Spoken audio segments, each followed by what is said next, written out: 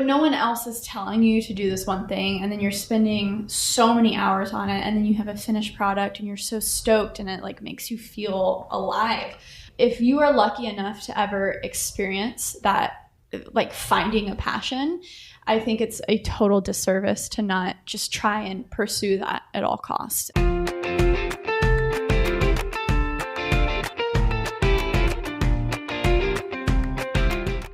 So what makes you unstoppable? Oh gosh.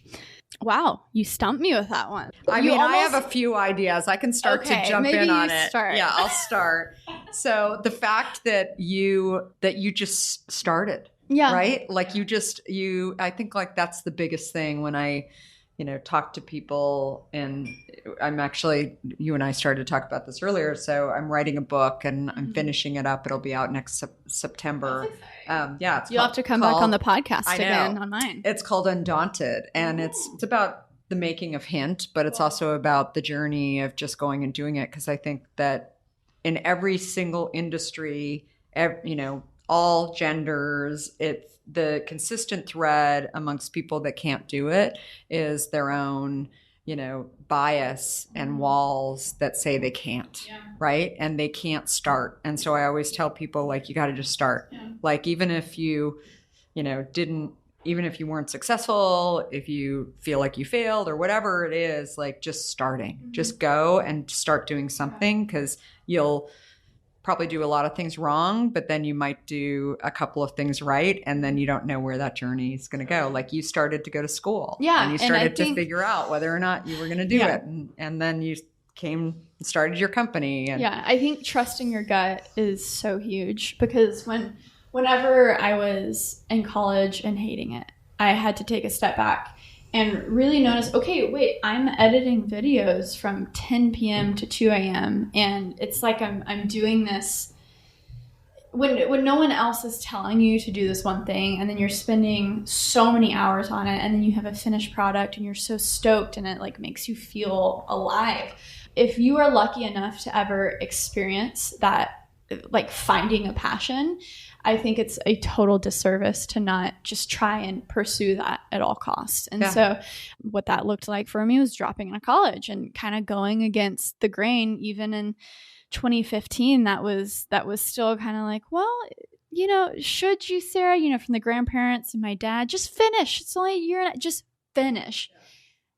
And then really I think people need to have like value conversations in terms of when going to college, what you are paying for, that you will probably be paying off for the rest of your life. Is that worth what you're getting?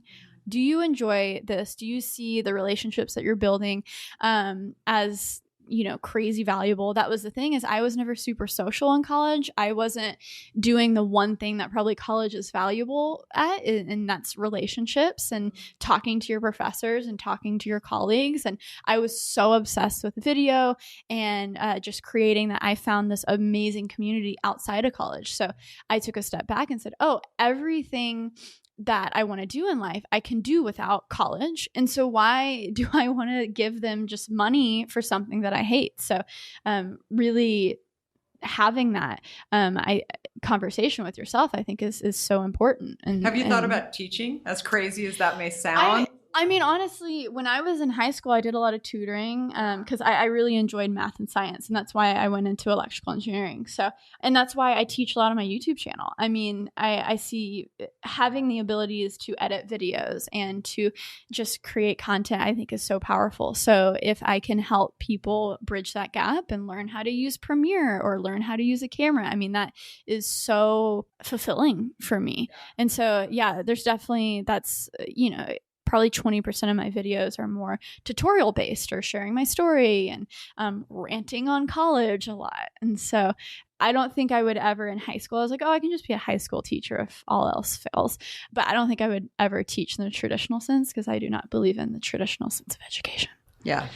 Sorry. No, I think that's fine. And I think that there's a lot of people that are listening to it may be questioning that themselves or may have, a kid that's actually questioning it too. And definitely. I think it's really valuable for them to hear your story and sort of how you thought about it and found your passion too, which is huge. Yeah.